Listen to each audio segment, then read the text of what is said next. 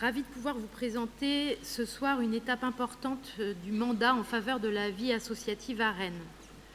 L'organisation d'états généraux de la vie associative était en effet un de nos engagements majeurs de mandat. Une ambitieuse démarche collective de travail s'est déployée pendant 18 mois et il s'agissait de réinterroger et de redéfinir le cadre de coopération entre la ville et les acteurs associatifs du territoire, qui font finalement la cohésion sociale au plus près des habitants. Ce soir, l'adoption et la présentation des documents dans le cadre de ces rencontres avec les associations et leur adoption vont venir consacrer ce nouveau cadre co-construit avec le tissu associatif. Alors, ces documents, quels sont-ils ? La charte des engagements réciproques, d'abord, document de référence existant à l'échelle de la ville depuis 2006, qui pose les valeurs partagées et engagements mutuels entre la collectivité et les associations rennaises. Ensuite, les chartes territoriales de la cohésion sociale, déclinaison de notre projet commun pour chacun des 12 quartiers de la ville. À partir des portraits de quartiers et du partage des politiques publiques en matière de cohésion sociale, nous avons réalisé un travail d'identification des priorités dans chaque quartier avec les acteurs et défini avec eux des actions locales spécifiques à développer ensemble de façon prioritaire. C'est finalement cette démarche de réécriture et de co-construction lancée depuis maintenant plus d'1 an que les rencontres de la vie associative viennent actuellement valoriser. Des temps forts organisés par les associations se sont déroulés et se déroulent d'ailleurs encore en ce moment, même dans tous les quartiers. Et d'ailleurs, je ne peux que vous inviter à participer à ces rencontres qui se poursuivent jusqu'à vendredi, si ce n'est pas encore déjà fait. Alors, outre les enjeux propres à la politique vie associative, ces démarches de travail participatif se sont structurées en articulation avec d'autres politiques publiques fondamentales et structurantes. Concernant la charte des engagements réciproques, d'abord, et dans le prolongement du travail engagé par Xavier Desmaux avec la charte de la démocratie locale, nous portions la volonté de situer les associations comme une entité fondamentale dans l'organisation de la participation citoyenne locale. Par ailleurs, le travail d'actualisation des chartes territoriales, qui nécessitait d'articuler à l'échelle de chaque quartier les politiques publiques et les partenariats institutionnels, se sont aussi traduits dans cette recherche de pleine articulation. D'ailleurs, sous l'impulsion de Gaël Rougier, cela s'est concrétisé par une intégration des objectifs du projet éducatif local à travers l'enjeu Grandir à Rennes, qui met en valeur la place des acteurs associatifs dans notre ambition de ville éducatrice, projet éducatif local que nous aurons le plaisir de découvrir et de voter au prochain conseil municipal, me semble-t-il. Dernière articulation à mettre en exergue ici et qui fera l'objet d'une délibération de ce conseil, une démarche intégrée d'écriture de notre convention territoriale globale avec la caisse d'allocation familiale qui s'est appuyée sur les portraits de quartier comme diagnostic partagé.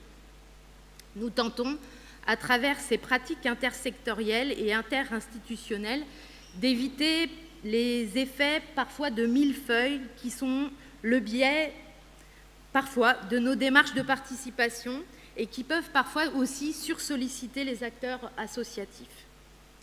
Alors, un point sur la charte des engagements réciproques entre la ville et les associations. Ce document n'avait pas été actualisé depuis 2006. Il devenait nécessaire de le faire. Cela était d'ailleurs fortement attendu par les associations elles-mêmes et en particulier une volonté exprimée par le mouvement associatif rennais. Les temps réflexifs organisés ce week-end, auxquels ont contribué des acteurs aux profils très différents, très variés, collectifs et chercheurs, de niveau national comme local, sont venus réactiver la nécessité de porter haut et fort les principes fondateurs qui structurent la vie associative. Car s'il est bien une inquiétude partagée ce week-end par toute la diversité des participants, c'est celle du risque d'un rétrécissement des libertés d'action, d'interpellation et d'expression des associations, et par là celui de l'affaiblissement de la liberté associative, pourtant pilier de notre démocratie et de notre République. Aussi, par notre démarche, nous reconnaissons la richesse du tissu associatif à Rennes, nous consacrons le rôle central de ces associations dans l'animation du vivre ensemble, mais surtout, nous leur réaffirmons toute la confiance qui est la nôtre pour continuer à être des acteurs libres, engagés pour la vitalité et l'innovation démocratique de notre ville, des moteurs du lien social, de la solidarité, de la mixité, de l'accueil des habitants dans leur diversité et d'où qu'ils viennent. Toute notre relation se base sur cette confiance. Elle prend la forme d'un dialogue permanent et transparent. Nous le disons haut et fort, oui, nous croyons en l'intelligence collective, dans l'éducation populaire, dans la capacité à réfléchir ensemble et à faire des choix partagés face aux grands enjeux du moment. La transformation sociale vers plus d'égalité et d'inclusion, la transition écologique et l'avènement d'une société de la sobriété, la rénovation démocratique pour davantage d'engagement citoyen, pour chacun de ces défis, non seulement rien ne se fera sans les associations, mais nous croyons même que c'est souvent d'elles que surgiront des solutions innovantes. Telles sont donc les valeurs partagées qui sont au cœur du document qui vous est soumis ce soir. Société égalitaire et bien commun, démocratie et engagement citoyen, confiance, réciprocité, transparence et enfin, liberté associative. Je parlais d'un écosystème riche à Rennes. On citait jusqu'à présent le nombre de 6 000 associations dans notre ville. La dernière enquête de l'Observatoire de la vie associative rennaise, que vous avez à disposition sur vos tables, fait désormais état de 7 000 associations. Il est sans doute prématuré d'en tirer certaines affirmations, cependant, chacun a pu évaluer l'impact de la crise sanitaire sur les comportements sociaux et les engagements associatifs. Et si d'un côté, on a pu constater que une vraie prise de distance avec le bénévolat d'une certaine part non négligeable de citoyens historiquement engagés, on a pu aussi constater de l'autre de nouvelles forces associatives en émergence. Pour notre collectivité, il est fondamental d'être en prise avec ces évolutions, de les accompagner au mieux afin de soutenir toute la vitalité de notre territoire. Justement, ce travail de coécriture n'a été possible que grâce à l'engagement de structures que je tiens ici à saluer. Le mouvement associatif rennais, bien sûr, mais aussi le réseau national des maisons des associations qui nous a accompagnés, l'association Bug et bien sûr les 165 structures associatives qui se sont appliquées dans cette démarche ces derniers mois. Toutes les politiques sectorielles ayant contribué et qui se sont impliquées dans cette démarche, qu'il s'agisse de la jeunesse, de l'éducation, du sport, de la culture, de la solidarité et bien sûr de la vie dans les quartiers, ont été aussi fortement présentes et je remercie à nouveau mes collègues et les services pour leur adhésion à la démarche, sans lesquels nous n'aurions pu parvenir à un document aussi complet. Ensemble, nous avons abouti à l'identification de 7 enjeux communs à la ville et aux associations, déclinés ensuite en 106 engagements. Renforcer le pouvoir d'agir comme condition à une gouvernance renouvelée et à une démocratie locale riche, affirmer la place des associations dans la co-construction des politiques publiques, respecter et promouvoir le principe de société égalitaire qui permet à toutes et tous d'exercer sa citoyenneté, renforcer les pratiques et les usages éco-responsables, promouvoir le développement d'une société numérique éthique et responsable, promouvoir l'expérience associative et valoriser les acquis et les compétences bénévoles, et enfin favoriser l'innovation et l'expérimentation associative. Ce travail a été validé et les engagements communs Ville-Association, comme ceux concernant uniquement les associations, ont été votés en assemblée plénière le 18 juin dernier. C'était un remarquable moment d'éducation populaire où l'échange, la réciprocité, l'intelligence collective ont guidé les débats, un temps fort organisé conjointement dans le savoir-faire de la ville d'une part et des associations d'autre part, une démonstration concrète de co-construction active. Une précision importante, le document que nous vous proposons de voter est porteur d'un nouvel amendement, et celui-ci fera écho aux échanges qui ont précédé mon intervention. En effet, suite à un avis du comité consultatif laïcité de la ville sur la charte, nous avons intégré une précision aboutissant à la formulation suivante sur le deuxième engagement commun du premier enjeu. Si vous avez la charte sous les yeux, donc c'est page 6 si vous voulez suivre. Donc, deuxième engagement de ce premier enjeu, reconnaître une égalité de droit entre toutes les associations, quelles qu'elles soient, sans distinction et sous réserve du respect des valeurs républicaines, et nous avons rajouté du principe de laïcité et d'un fonctionnement démocratique. Pour conclure sur ce premier document, j'ai parlé en introduction d'une étape majeure du mandat. J'insiste sur le terme « étape ». Il ne faut pas considérer ce document comme un aboutissement ou une fin en soi. Ce n'est pas la charte qui importe, mais finalement c'est notre capacité à réfléchir et faire des choix ensemble avec le tissu associatif dans le monde d'aujourd'hui. Les questions énergétiques et de sobriété, comme notre résilience collective par exemple, sont autant de problématiques à confronter dès à présent, car nous sommes entrés dans une ère mêlant urgence et incertitude qui va autant secouer les collectivités que les associations et les citoyens.